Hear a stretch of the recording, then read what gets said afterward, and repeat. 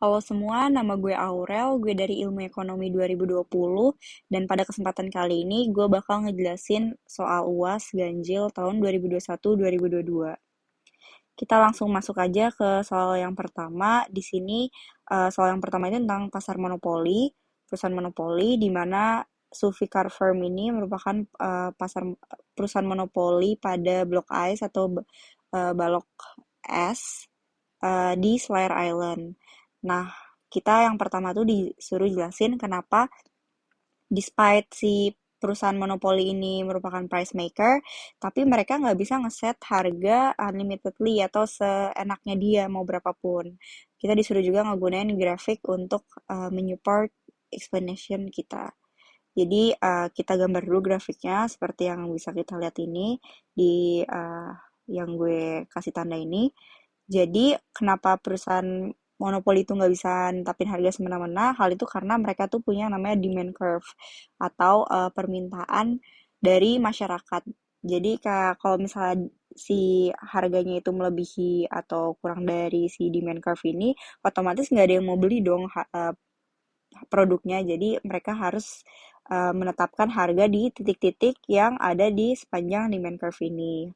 Nah, kalau misalnya kita lihat di sini, kalau pasar monopoli itu sendiri ada di perpotongan antara marginal cost dan marginal revenue. Kita tarik ke atas, ketemu di demand curve, dan di sini itu eh, harga yang ditetapkan oleh perusahaan monopoli. Dan mereka tuh bakal punya laba sebesar yang di garis kuning, di mana kita melihat titik terendah dari AC-nya.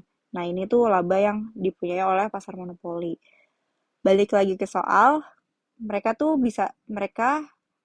bisa uh, menetapkan harga di sepanjang kurva, tapi kalau misalnya mereka uh, menetapkan harga terlalu tinggi, misalnya di sini otomatis juga kuantitas yang diproduksi akan nol dan nggak ada yang mau beli karena nggak ada yang mau beli produk mereka karena di demand curve itu sendiri kita bisa ngelihat kalau misalnya di paling atas otomatis Q-nya nol atau misalnya kita bisa juga lihat di sini di titik ini dia tuh eh, kalau kita lihat marginal cost itu lebih besar daripada marginal revenue. Jadi dia perusahaannya tuh akan nggak untung gitu. Untungnya akan berkurang. Makanya titik optimal di perusahaan monopoli itu saat MR-nya menyentuh kurva MC. Kita lanjut ke bagian yang B. Di sini Sulfikar Firm tadi punya dua factories atau dua pabrik, di mana untuk pabrik yang pertama cost functionnya itu 200 plus 2Q1 kuadrat. Dan untuk pabrik yang kedua itu cost functionnya 100 plus 3Q2 kuadrat. Nah, kita yang untuk yang I ini, yang bagian satu, kita disuruh nyari profit function dari Sulfikar Firm itu sendiri dengan inverse demand functionnya itu P sama dengan 1000 min 2Q. Oke, jadi untuk mencari profit function, kita harus punya total revenue dan total cost karena kita tahu sendiri profit itu rumusnya TR min TC atau total revenue min total cost. Nah, untuk mencari itu, oh juga di sini jangan lupa, di sini dia nge-state bahwa si Q-nya itu merupakan Q1 plus Q2. Oke, lanjut. Jadi kita untuk kita pertama nyari TR ya. TR itu kan rumusnya itu price dikali quantity. Nah, di sini price-nya kita tahu 1000 min 2Q, 1000 min 2Q dikali quantity, berarti 1000 Q min 2Q kuadrat. Nah, jangan lupa Q-nya tadi Q1 plus Q2 kan, bukan cuma Q doang. Jadi sekarang kita kaliin 1000 dikali Q1 plus Q2 dan dikurang 2 dikali Q1 plus Q2 kuadrat. Nah, Q1 plus Q2 kuadrat itu kan Q1 kuadrat plus 2Q2 plus Q2 kuadrat. Baru kita totalin semua, jadi hasilnya TR itu 1000Q1 plus 1000Q2 dikurang 2Q1 kuadrat, dikurang lagi 4Q2 Q1Q2 dan dikurang lagi min 2Q2 kuadrat. Sorry, ini gue salah. Harusnya ini 2Q1Q2 Q1Q2. Lanjut. Setelah kita dapat TR-nya, sekarang kita harus nyari total cost-nya. Total cost-nya kita dapetin dengan cara tinggal ditambahin aja nih cost 1 dan cost 2. Nah, ini kita tambahin, hasilnya ini kan 300 ditambah ini 2Q1 kuadrat dan 3Q2 kuadrat. Baru kita bisa dapetin fungsi profitnya. Fungsi profit itu kan TR min TC. Jadi kita tinggal tadi nge TR ini, yang panjang ini dikurang TC yang ini. Nah, kita bisa lihat di sini, udah gue jabarin yang bagian atas ini, terus yang bagian bawah, tinggal kita, ini tahu nih, min 2Q1 dikurang lagi min 2Q2. Jadi hasilnya min 2 Q1 kuadrat. Jadi hasilnya min 4 Q1 kuadrat, terus di sini dia cuma sendiri, nggak ada komponen pengurangnya, jadi kita tulis lagi. Terus di sini min 2Q2 kuadrat dikurang min 3Q2 kuadrat. Jadi hasilnya min 5Q2 kuadrat. Terus dikurang terakhir 300 ya. Ini fungsi profitnya. Kita udah dapat nih yang bagian I. Terus bagian 2, II, kita disuruh nyari total production dan price dan maximum profit dari Sulficar Firm. Tadi ini baru fungsi, kita disuruh nyari angkanya. Oke, jadi untuk memaksimumkan profit, kita harus nurunin si profit functionnya ini terhadap Q untuk nyari si total productionnya. Jadi tadi profit functionnya kita tulis ulang, ini dari yang tadi, terus kita turunin pakai first order condition. Jadi do V per do Q1 untuk nyari Q1-nya. Nah, ini kita tinggal turunin ke Q1. Ini kan ada Q1-nya, berarti ini 1000. Terus kita lihat lagi di sini ada lagi Q1, jadi 2 dikali min 4 Q1, hasilnya min 8 Q1. Terus kita di sini juga ada Q1-nya, jadi kita turunin, hasilnya min 4 Q2 sama dengan 0 karena kita mau maksimisasi si profit ya. Jadi kita sama dengan 0 first order condition-nya. Nah, ini kita rewrite, kita 1000-nya kita pindahin ke kanan, jadi hasilnya 1000 sama dengan 8 Q1 plus 4 Q2. Ini udah kita dapat nih, kita tulis dulu fungsi pertama.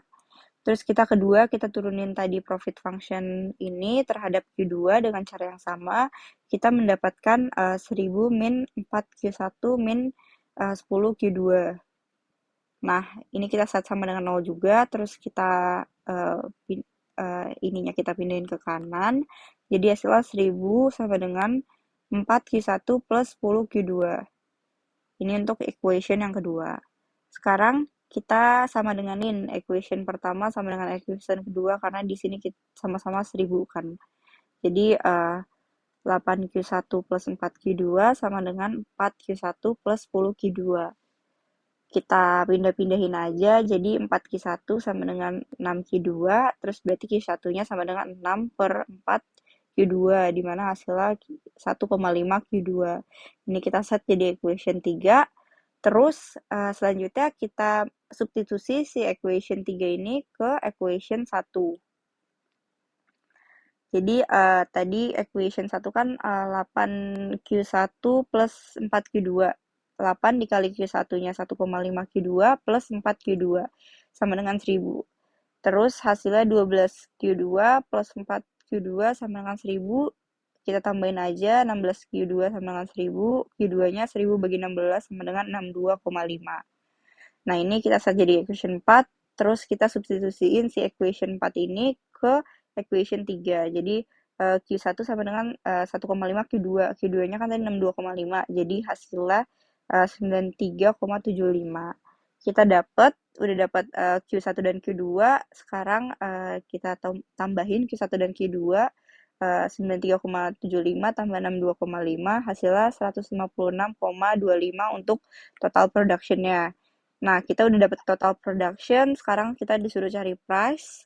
Harganya itu tadi kita tinggal masukin ke fungsi harga awal 1000 dikurang 2Q2 1000 dikurang 2Q di mana Q-nya tadi kan 156,25.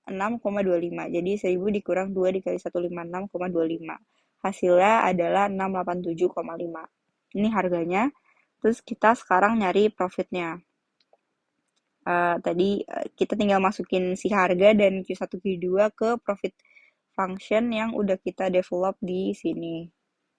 Jadi kita masukin aja ke masing-masingnya. Tadi 1000 Q1, Q1-nya kan 97,5, ditambah 1000 Q2, Q2-nya kan 62,5, terus ya.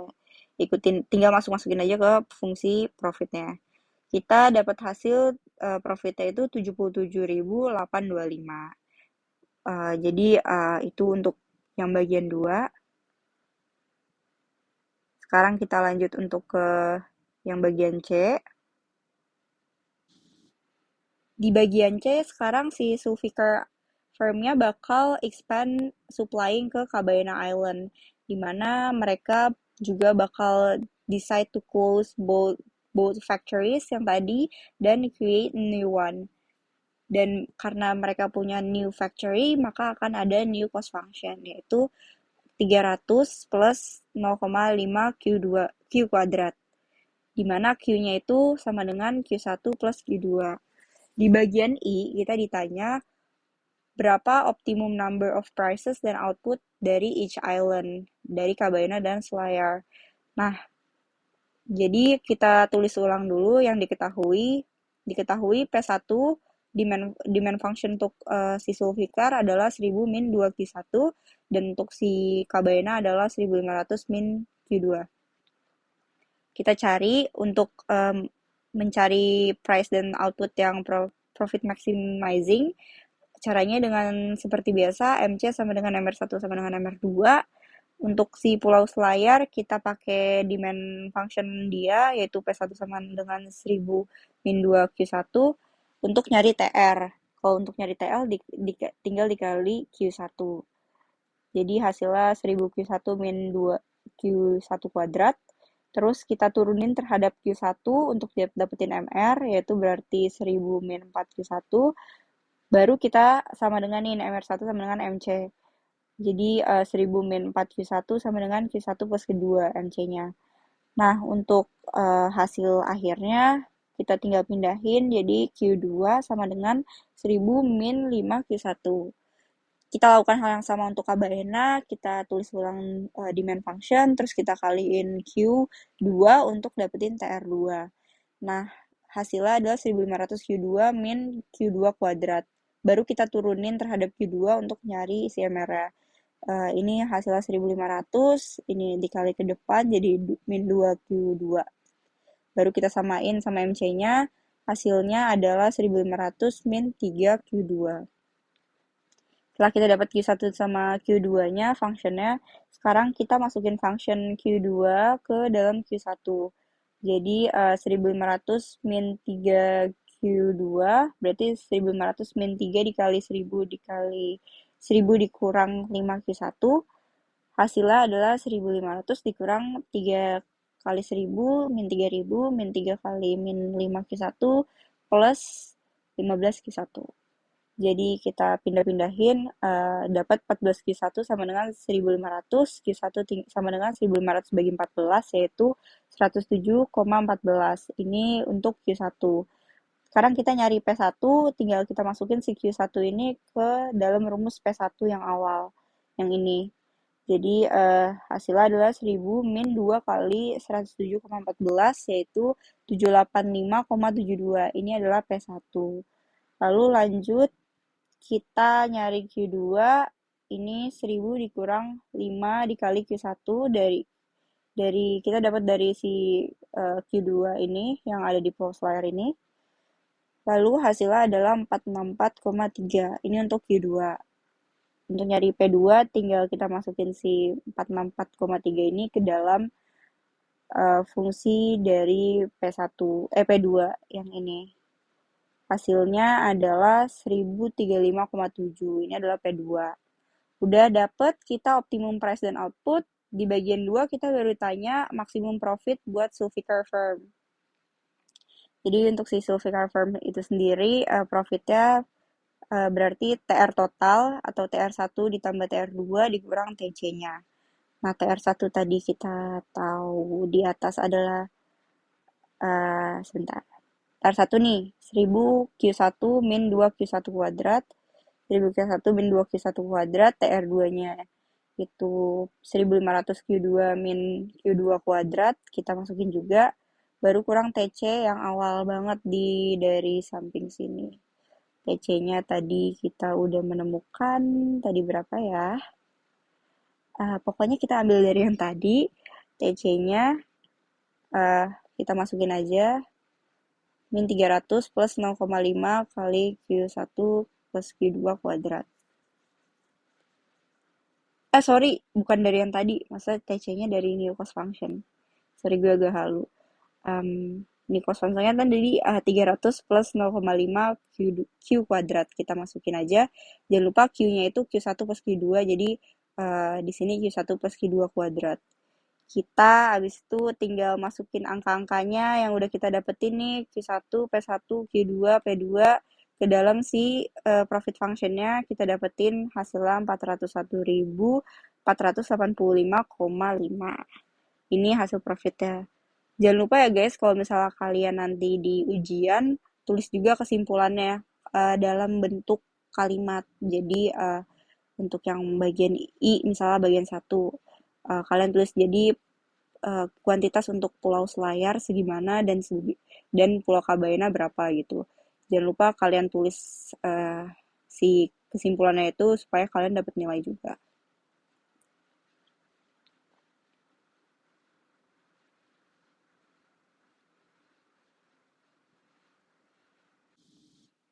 Oke, jadi kita masuk ke soal nomor 2. Soal nomor 2 ini yang bagian A kita disuruh menjelaskan beberapa aspek dari pasar monopoli menggunakan grafik. Jadi yang pertama itu kita disuruh membedakan equilibrium equilibrium dari perusahaan monopolistik di jangka pendek maupun di jangka panjang. Nah, kita bisa lihat nih grafiknya udah gue bikin, yang sebelah kiri ini short run, yang sebelah kanan ini long run. Kita bisa lihat kalau di jangka pendek itu barang dari perusahaan monopolistik itu merupakan satu-satunya yang terdiferensiasi, ataupun mereka masih dikit perusahaan yang melakukan diferensiasi produk pada pasar tersebut. Sehingga mereka itu punya monopoly power yang menyebabkan mereka bisa menetapkan harga di atas marginal cost, dan harga di atas marginal cost ini menyebabkan perusahaan memiliki laba maksimum sebesar kotak yang dihasil warna hitam ini. Lalu dalam jangka panjang, karena banyak perusahaan yang masuk ke pasar, mereka masuk ke pasar karena mereka tahu di perusahaan sebelumnya itu punya profit sebesar laba yang dihasil ini, sehingga hal tersebut menggeser kurva permintaan ke bawah, dan market share dari perusahaan itu sendiri berkurang karena tadi demand-nya udah terbagi rata ke perusahaan-perusahaan lain yang masuk, sehingga sekarang price itu sama dengan AC di titik ini, sehingga perusahaan tuh punya zero economic profit atau uh, economic profit yang tidak punya economic profit.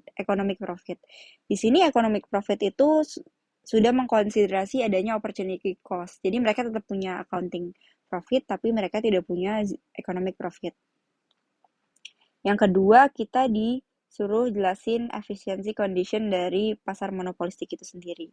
Jadi sebenarnya pasar monopolistik ini sendiri uh, lebih tidak efisien dibandingkan PPS atau pasar persaingan sempurna, karena tadi price-nya bisa lebih dari marginal cost, dan juga ada dead weight loss nih seperti yang diarsir.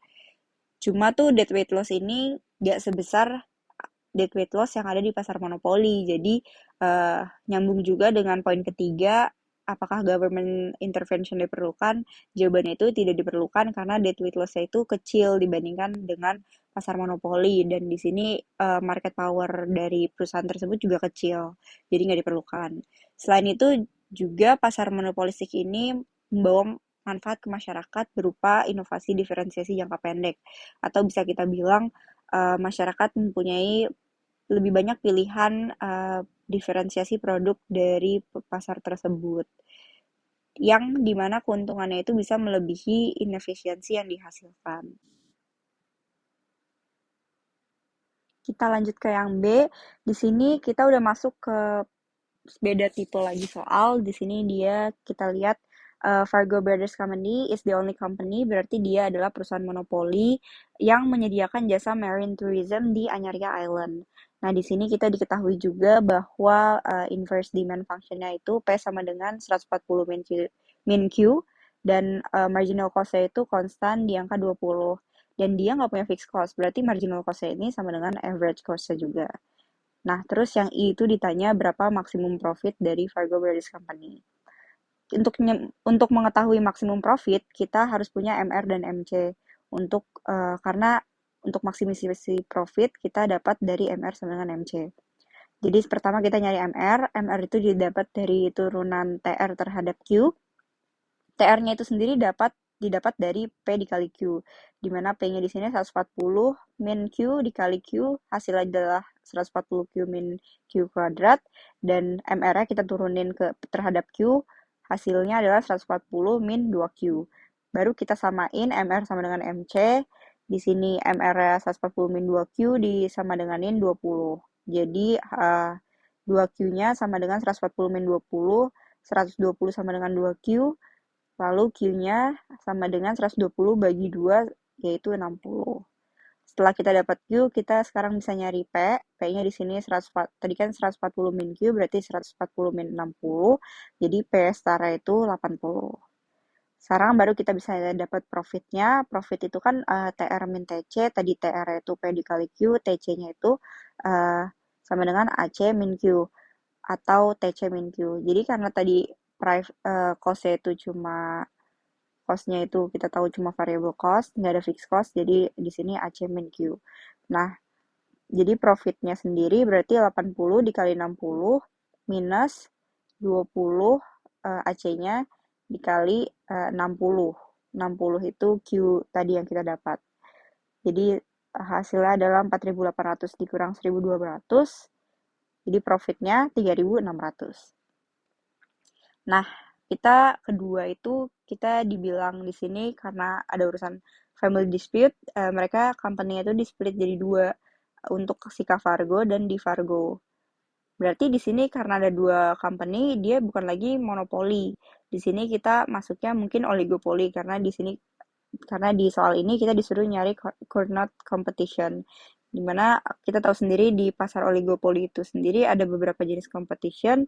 Yang pertama itu coordinate seperti yang sekarang, dimana kalau di pasar oligopoli itu sendiri dia menentukan outputnya secara simultan, jadi nggak ada price leader-nya. Terus ada juga yang namanya Stackelberg. Stackelberg itu dia ada price leader-nya atau ada yang menentukan dulu baru ada yang ngikutin. Kalau ada juga Bertrand, dia menentukan price secara simultan, dan yang terakhir ada collusion atau kolusi, di mana mereka berdua berkolusi untuk menentukan output yang sama.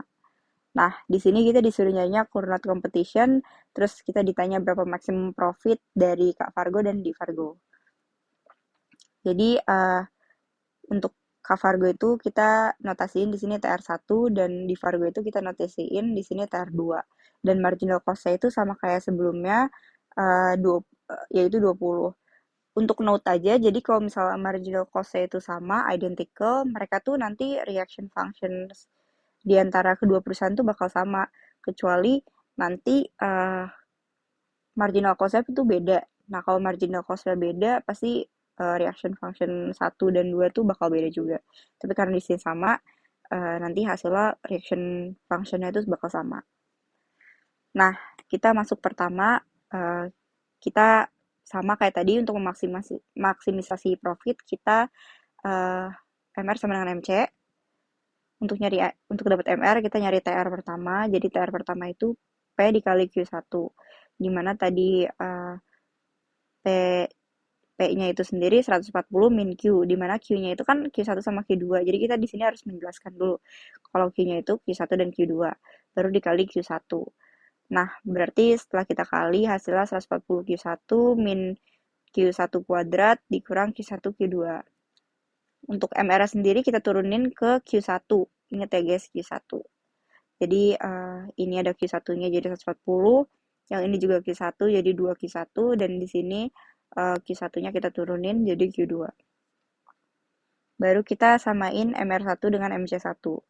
MR1-nya kan ini, kita tulis ulang sama dengan tadi MC-nya itu sama keduanya 20. Berarti kita tinggal manipulasi dan pindah-pindahin aja. kita dapat bahwa di sini Q1-nya sama dengan 60 eh, 60 ditambah dikurang 1/2 Q2. Sorry, ini kurang tanda minus. Oke, terus sebenarnya tuh karena tadi MC-nya identical, kita tinggal balik aja. Di sini Q1-nya dijadiin Q2 dan di sini Q2-nya jadi Q1 karena uh, MC-nya identical. Oke, terus yang kedua setelah kita dapat reaction function, kita substitusiin reaction function yang kedua ke pertama. Sebenarnya tuh bisa juga pertama ke kedua sama aja karena di sini dia Cournot kan, jadi simultan. Kecuali nanti kalau Stackelberg, jadi harus tahu duluan siapa perusahaan yang set price duluan, baru nanti si perusahaan reaction function perusahaan yang duluan itu dimasukin ke yang setelahnya. Oke, ini kita substitusiin tadi. Jadi ini kan Q1 sama dengan 60 min setengah Q2. Berarti setengah itu kan 0,5 sama aja. Q2-nya tadi 60 min setengah Q1. Gue cuma ubah notasi min 1/2 jadi setengah guys. Biar lebih gampang. Jadi terus kita dapat setelah mengkali-kalikan hasilnya adalah 60 min 30 plus 0,25 Q1. Terus kita manipulasi aja, kita pindahin si Q1 ini ke kiri. Jadi Q1 dikurang 0,25 Q1 hasilnya 0,75 Q1 sama dengan 60 dikurang 30, 30. Berarti Q1-nya sama dengan 30 per 0,75, Q1-nya berarti sama dengan 40. Q2-nya tinggal masukin Q1 ke fungsi Q2 ini, jadi Q2-nya sama dengan 60 dikurang 0,5 kali 40. Hasilnya juga 40. Karena tadi fungsinya sama keduanya, jadi pasti hasilnya kuantitasnya sama. Terus kita setelah itu kita nyari price-nya. Price-nya berarti tadi 140 min Q, berarti 140 min Q1 Q2, di mana 140 berarti min Q min 40 min 40 atau min 80, hasilnya adalah 60. Setelah kita dapat price dan quantity, kita baru bisa dapat profitnya. Jadi kita pertama nyari si profit si Fargo dulu, si Fargo. Nah, jadi profit si Fargo itu berarti TR1 dikali TC1. Dimana TR1-nya itu P dikali Q1 dan TC1-nya itu min 20 Q1. Tadi kan MC-nya kan 20 ya guys. Kita tinggal naikin aja, kita tinggal integralin, naikin berarti dia 20 Q1. Nah, P-nya itu tadi 60 dikali Q-nya itu 40, sorry ini 40, dikurang 20 dikali Q1-nya 40. Hasilnya adalah 1.600. Dan profit keduanya melakukan hal yang sama, hasilnya juga 1.600. Jadi total profitnya 1.600 ditambah 1.600, hasilnya 3.200. Jadi kesimpulannya masing-masing perusahaan tuh bakal punya laba 1.600, jika ditotalkan mereka punya laba 3.200. Itu untuk yang poin kedua. Sekarang kita masuk ke yang poin ketiga. Di sini kita disuruh menjelaskan kalkulasi yang sudah kita dapat di poin I dan II, 1 dan 2 di dalam satu diagram. Jadi kita tahu bahwa di monopoli market MR itu sama dengan MC, jadi kita lihat perpotongannya di sini, kita tarik ke atas, dan kita dapat di garis AR ini equilibrium dari monopolinya, di mana Q-nya itu 60 dan P-nya itu 80. Sedangkan di Cournot outcome kita tahu tadi bahwa Q-nya itu 80 dan P-nya 60, makanya di sini P-nya 60 kita set dan Q-nya 80. Lalu untuk menghitung, kita di yang keempat, kita disuruh menghitung profit loss yang didapat karena Fargo Brothers ini di split into two companies. Jadi sebenarnya ini cara ribetnya, tapi cara gampangnya itu tinggal 3.000, tadi 3.600 profit monopoli dikurang profit total dari si split into two companies, 3.200, hasilnya tuh 400. Cuma kalau misalnya kalian mau lebih menjelaskan lagi dari grafiknya, kita bisa ngeliat di sini dibagi tiga, kawasan profitnya, area profitnya ada B, A, dan C. Di sini total profit itu AR ini dikali AC, dikurang AC dikali Q. Nah, untuk ngeliat profit gabungan, itu kita lihat A plus B. Jadi ini profit gabungan. Kalau kalian lihat ini kotak ini maksudnya. Untuk nyarinya tinggal tinggal 80, ini 80 dikurang 20 karena kita cuma pengen nyari kotaknya dari sini, sama kita nyari yang ini. Ini tuh 60 nih. Jadi 80 kurang 20 dikali 60 sama dengan 3.600. Terus kalau misalnya yang kurnot, kita lihat kotaknya tuh yang ini, yang garis hijau ini. Nah, profitnya tuh A sama C, di mana untuk nyarinya kita 80 nih, 80 yang panjang, dikali 60 dikurang 20, karena kita cuma mau tahu yang ini. Jadi hasilnya adalah 3.200. Lalu untuk profit yang hilang ya intinya kita tinggal nyari B dikurang C. B ini dikurang C ini. Caranya sama, hasilnya 400. Jadi profit perusahaan bila dipecah jadi dua itu hilang sebesar 400.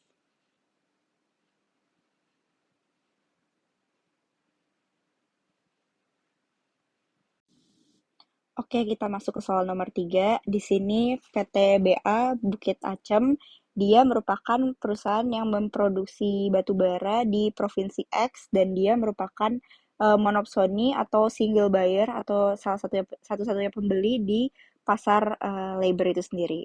Nah, jadi di sini supply function dari labor itu sendiri adalah L sama dengan 100W.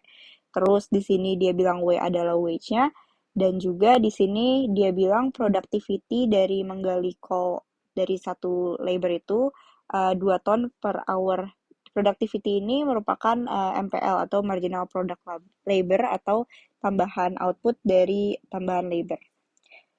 Di mana di sini dibilang juga harganya itu $10 per ton.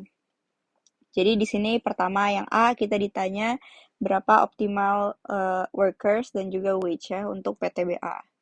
Nah, untuk nyari si optimal labor dan wage ini, kita harus punya variabel MV dan juga ME. Di sini, untuk mencari ME itu, kita harus punya variabel total expenditure, di mana total expenditure itu adalah average expenditure dikali labor. Nah, average expenditure itu sendiri dalam pasar monopsoni merupakan wage-nya. Jadi dia AE sama dengan W. Nah, di sini untuk dapat si W-nya ini, kita tinggal manipulasi dari fungsi ini, SL atau LS ini. Jadi, LS sama dengan 100W, di mana W-nya itu sama dengan L per 100. Dan setelah kita dapat AE, sekarang kita bisa nyari TE-nya. TE-nya itu AE dikali L per 100 dikali L sama dengan L kuadrat per 100. Baru untuk nyari marginal expenditure kita turunin si TE terhadap L, kita dapat 2L per 100, tinggal kita coret jadi L per 50. Karena kita udah dapat si ME-nya, marginal expenditure atau biaya tambahan yang dikeluarkan untuk menambah satu labor, itu sekarang kita nyari MV-nya. Di sini MV itu sama dengan MRPL.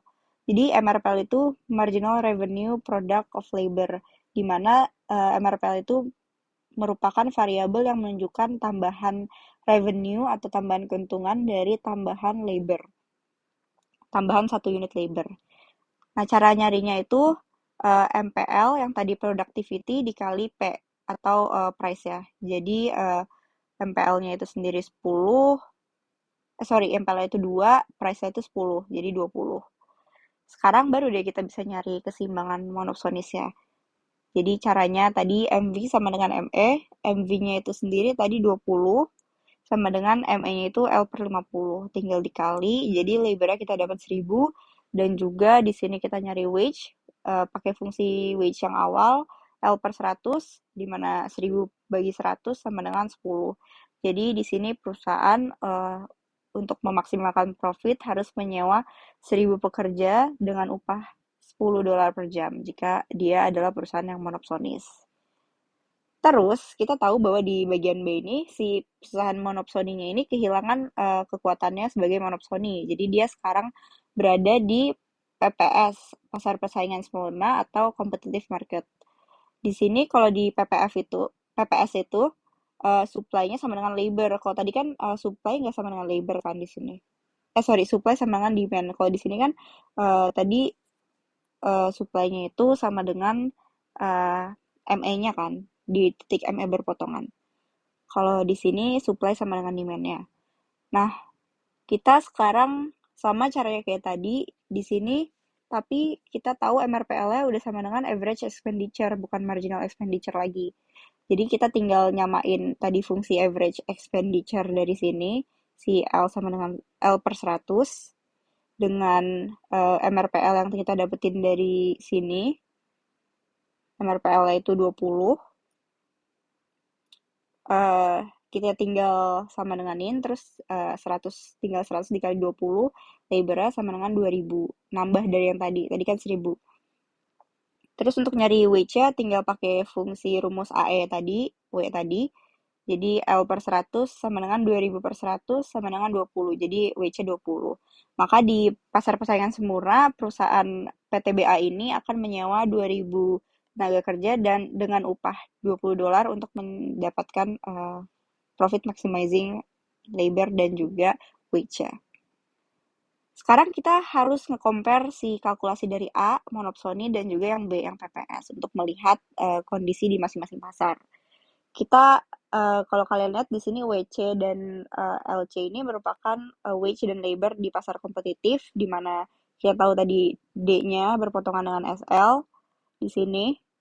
Terus untuk melihat yang monopsonis, kita tarik garis ME, marginal expenditure, dan di sini tuh kita lihat di mana mereka berpotongan, kan di berpotongan antara D dan ME itu di sini.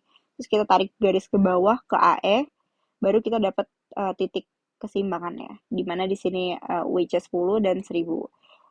Nah, di sini tuh sebenarnya di pasar monopson itu mereka punya bargaining power, makanya dia MRPL itu sama dengan ME. Sedangkan kalau di kompetitif itu mereka tuh nggak punya bargaining power dan nggak ada dead weight loss-nya, makanya AE-nya sama dengan MRPL.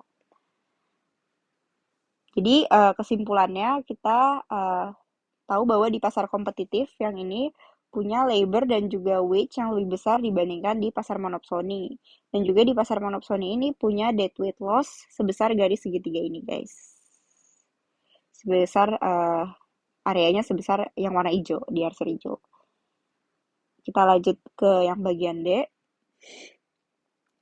Jadi di yang bagian D ini kita sekarang ditanya gimana kalau misalnya harga si batu baranya itu sendiri meningkat sebanyak 50%. Gimana keseimbangan wage dan labor itu sendiri. Nah, sekarang kita pertama-tama caranya kita cari dulu harga yang udah naik berapa. Jadi di sini kita tinggal kaliin, tadi kan naiknya 50%. Jadi kita tinggal 150% dikali price awalnya kan 10, dikaliin 150 sama dengan 15. Atau bisa juga kalian tinggal 50% dikali 10, itu kan sama dengan 5. Tinggal ditambahin 10 sama dengan 15, sama aja.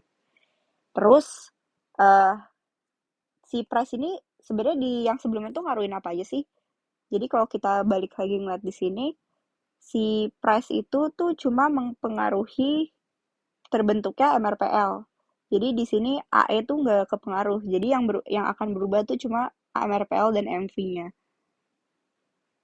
Sekarang kita nyari MRPL yang baru, tinggal price yang baru dikali MPL yang lama, price yang baru 15, MPL yang lama 2, hasilnya 30. Ini juga sama dengan MV. Baru kita bisa nyari keseimbangan pasarnya. Jadi di sini MV sama dengan ME, marginal expenditure tadi dari hasil yang sebelumnya itu L per 50, MV-nya 30, tinggal dikali, hasilnya labornya adalah 1500. Sedangkan WC itu sendiri sama dengan dari fungsi yang sebelumnya L per 100, 1500 per 100 sama dengan 15. Jadi kita tahu bahwa peningkatan harga batu bara akan meningkatkan MRPL juga karena dia mempunyai komponen price dalam pembentuknya. Terus di mana jumlah tenaga kerja baru yang diminta adalah 1.500 dengan upah yang harus dibayarkan adalah $15 per jam. Jadi sekarang kita masuk ke soal nomor 4. Di soal nomor 4 ini dia mencangkup dua materi. Yang pertama itu adalah market failure dan yang nanti bagian B itu merupakan general equilibrium. Kita masuk ke yang A dulu. Jadi di sini kita tahu bahwa emisi karbon dari motor itu sendiri mempunyai dampak negatif terhadap kesehatan seseorang, di mana government itu sendiri propose adanya yang namanya carbon tax. Jadi setiap emisi dari karbon itu sendiri dikasih pajak dalam rate tertentu. Di sini kita disuruh menggunakan grafik untuk menjelaskan bagaimana carbon tax ini bisa mengurangi negatif impact ke health masyarakatnya itu sendiri. Nah, jadi kita harus tahu dulu yang pertama bahwa narasi dalam soal ini tuh mengindikasi bahwa adanya eksternalitas negatif dari kendaraan bermotor itu sendiri. Nah, eksternalitas negatif itu merupakan kegagalan pasar. Nah, di sini kegagalan pasar itu ada 4 jenisnya. Yang pertama itu adalah monopoly power, di mana nanti dari monopoly power itu menghasilkan dead weight loss yang membuat pasar itu inefisien. Lalu ada eksternalitas atau aksi seseorang menyebabkan dampak pada orang lain. Dan eksternalitas itu sendiri ada yang positif, ada juga yang negatif. Kalau yang negatif itu seperti contoh yang di soal, sedangkan yang positif itu misalnya pembangunan taman kota membuat udara di sekitar taman kota itu sendiri menjadi lebih baik. Yang ketiga itu ada public goods. Di sini public goods itu sendiri barang yang non-eksklusif dan non-rival. Non-rival di mana ketika kita menggunakan tidak akan menginduce cost kepada orang lain, dan non-eksklusif itu sendiri di mana semua orang tuh dapat mengakses barang tersebut. Dan masalah di sini tuh ada yang namanya free rider problem. Di mana free rider problem ini ketika cost yang dikeluarkan seseorang untuk membangun sesuatu akan digunakan oleh orang lain secara cuma-cuma. Misalnya ketika tetangga lo itu buat lampu jalanan, kan lo juga bakal nikmatin. Jadi dia yang keluar uang, tapi lo juga nikmatin gitu. Yang terakhir itu ada asymmetric information atau ketidaksetaraan informasi pada pembeli dan penjualnya, di mana berujung akan merugikan salah satu pihak. Misalnya di sini contohnya moral hazard, di mana ketika seseorang itu meminjam uang ke bank, uang tersebut bukannya digunakan untuk berusaha atau apa yang seharusnya, tapi mereka menggunakannya untuk hal lain seperti hal yang untuk bersenang-senang. Atau misalnya juga bisa adverse selection, di mana seseorang akan mendapatkan harga yang sama untuk kualitas yang berbeda dalam suatu pasar. Misalnya di pasar mobil bekas, ada kan mobil bekas yang kualitasnya lebih bagus dan juga ada mobil bekas yang kualitasnya lebih jelek. Nah, kedua barang tersebut diberikan harga yang sama di dalam pasar. Itu contohnya. Ada juga yang nanti yang namanya lemon problem dan juga beberapa hal lain. Sekarang kita masuk ke soalnya. Jadi kegagalan pasar yang kita bahas itu eksternalitas negatif. Di sini kita buat kurvanya. Jadi pertama kita buat kurva demand dan supply-nya itu sendiri. Di sini supply-nya kita kasih nama MPC atau marginal private cost, di mana di sini kurva ini tuh belum merefleksikan adanya biaya eksternalitas negatif itu sendiri. Dan biaya eksternalitas negatif itu sendiri dicerminkan dalam kurva MEC ini, marginal externality cost. Dan di sini dengan adanya carbon tax dibuatlah kita bikin kurva baru MSC. Nah, ini MSC ini sudah merefleksikan MPC dan juga eksternalitasnya. Nah, jadi di sini kita tulis di sini kurva MSC itu kurvanya after tax dan di sini MPC ini before tax. Pada intinya gitu. Dan kita tahu nih bisa menyimpulkan kalau misalnya di kurva MSC ini kita punya harga yang lebih tinggi namun kuantitasnya lebih rendah, di mana kita bisa bilang kalau misalnya kuantitas yang dikonsumsi itu semakin sedikit, maka carbon tax itu bisa efektif dalam meningkatkan kesehatan masyarakat. Karena sekarang emisi yang dikeluarkannya juga lebih sedikit gitu. Jadi kesehatan masyarakat pun akan less keganggu dibanding sebelumnya. Kita masuk ke yang B. Nah, ini sekarang udah soal general equilibrium. Di sini diketahui si Jaka ini punya hobi yaitu nanam cabai dan juga nanam tomat. Dan di mana di sini keluarga itu bisa makan juga. Dia juga spend 12 jam untuk menanam cabai dan tomat ini sendiri dalam 1 minggu. Dan di sini diketahui PPF, Possibilities Frontier Function-nya itu sendiri 12 sama dengan C plus 3T. Kita tulis di sini 12 sama dengan C plus 3T, dan C itu chili, T itu tomatoes, dan kita di sini di I itu disuruh menggambar PPF-nya si Jaka. Dan juga kita nanti harus ngitung marginal rate of transformation atau MRT-nya. Oke, sekarang kita mulai menggambar si PPF Jaka. Jadi kita di sini ngegambar satu kurva garis lurus karena di sini persamaannya itu linear. Jadi kita gambarnya PPF itu berbentuk garis lurus atau linear. Nah, untuk nentuin si angkanya ini kita tinggal ketika C0 dia 12 sama dengan 3T, terus T-nya itu sama dengan 4. Jadi kita tulis di sini T. Terus ketika T-nya 0, C-nya itu 12.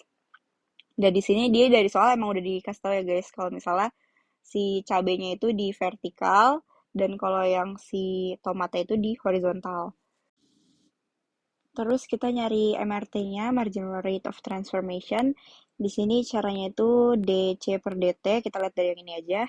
Jadi kalau misalnya kita nyari turunan T dari C, kita misalnya ini kita manipulasi jadi C sama dengan 12 min 3T.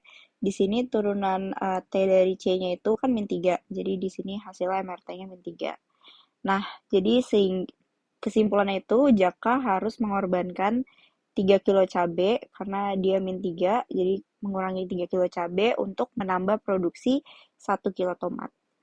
Kita lanjut. Jadi terus kita ditanya yang kedua, kalau misalnya si Jaka-Jaka ini pengen produksi untuk keluarganya. Dan di sini kita tahu bahwa utility function dari keluarganya itu U sama dengan 100C pangkat 0,5 kali T pangkat 0,6. Jadi di sini ditanya berapa banyak cabai dan juga tomat yang harus Jaka produce. Nah, kita harus tahu kalau untuk mencari keseimbangan produksi dan konsumsinya itu caranya adalah MRT sama dengan MRS. Jadi kita tadi udah dapat MRT-nya, sekarang kita nyari MRS-nya. Untuk nyari MRS, kita di sini menggunakan min marginal utility dari T, marginal utility dari T terhadap marginal utility dari C. Nah, sekarang kita turunin untuk nyari yang atas ini, kita nyurunin si fungsi U terhadap T. Kita tahu kan kalau misalnya kita turunin berarti 0,6 100 C pangkat 0,5 dikali T pangkat 0,6 dikurang 1. Hasilnya itu 0,6 kali 100 itu 60 C pangkat 0,5 dan T tadi T pangkat 0,6 dikurang 1 itu jadi T pangkat min 0,4. Terus kita ngelakuin hal yang sama buat yang bawah, kita turunin terhadap C berarti 0,5 kali 100 kali C pangkat 0,5 kurang 1 dan T pangkat 0,6. Di sini 0,5 kali 100 jadinya 50. Lalu tadi min 0,5 dikurang 1 sama dengan min 0,5. Jadi hasilnya ini sama jangan lupa minusnya. Terus kita tinggal manipulasi ini dinaikin ke atas jadinya C pangkat 1 dan ini kalau diturunin ke bawah jadinya T pangkat 0,6 dikali T pangkat 0,4 jadinya 0,4 jadinya T pangkat 1. Jadi hasilnya min 60C per 50T. Dan di sini hasilnya min 1,2 C per T. Nah, langkah kedua kita sama ini, MRT sama dengan MRS. Tadi MRT-nya min 3, terus MRS-nya ini min 1,2 C per T. Kita tinggal manipulasi, ini dikali ke samping sini, jadi min 3T sama dengan min 1,2 C, terus T sama dengan min 1,2 per min 3 kali C. Hasilnya T-nya itu 0,4 C. Terus kita substitusiin si 0,4 C ini, T sama dengan 0,4 C ini ke fungsi PPF ya. Jadi C C ditambah 3 dikali 0,4 C sama dengan 12. Terus kita tinggal kaliin 2,2 C sama dengan 12, C-nya sama dengan 5,45. Terus kita nyari T-nya. T-nya jadi tadi si C ini masukin ke sini, jadinya hasilnya 2,18. Nah, kesimpulannya jumlah tomat dan cabai yang optimal untuk dikonsumsi Jaka dan jadi konsumsi keluarganya adalah 2,18 kilo tomat dan juga 5,45 kilo cabai. Dan ini gambaran grafiknya. Tadi ini PPF-nya, terus di sini jangan lupa kasih 12 dan 4. Terus kita tinggal narik garis ini dan di sini fungsi utility-nya, di sini titik optimumnya tadi 5,45 dan 2,18. Sekian dari studi pembahasan soal UAS ini. Mungkin di soal UAS ini belum dibahas pasar oligopoli dan juga belum ngebahas tentang price discrimination. Untuk materi-materi yang belum dibahas, kalian bisa cek-cek studio sebelumnya ataupun dari sumber-sumber lain. Thank you guys.